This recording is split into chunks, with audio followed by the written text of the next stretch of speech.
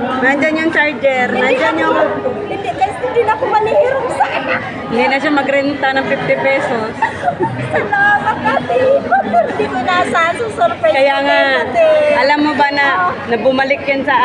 nagkamali ako, di ba kinuha ko yung address mo? Dapat doon ko yan isend.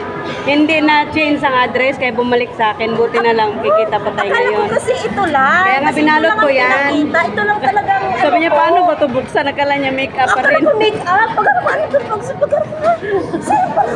Ano? Oh, mag-thank you po kayo sa Seba. Thank you pa kay Mudra. Thank you ate. Butter na sobra-sobra. Hindi pinasahan surprise mo. Siyempre, lagi kang ano namin sa Nalab ano. niyo talaga ako ha. Uy, hindi ko talaga inaasahan. Nakala ko make up lang. Ito lang talaga. Nakala ko.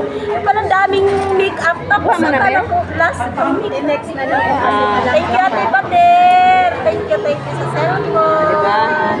Ay, hindi na. Pwede may extra ang maganda. Happy, di ba? Happy siya ay. Kahit natatawa ako, ginanong ko May sarili lang cellphone. Kala niya make-up kasi Oh, ginanong akala ko make up, hindi ko ano talaga. Hindi mo na akalain. Kasi ito pa ko dati naman itong make up. Ilan yung paano matubuksan?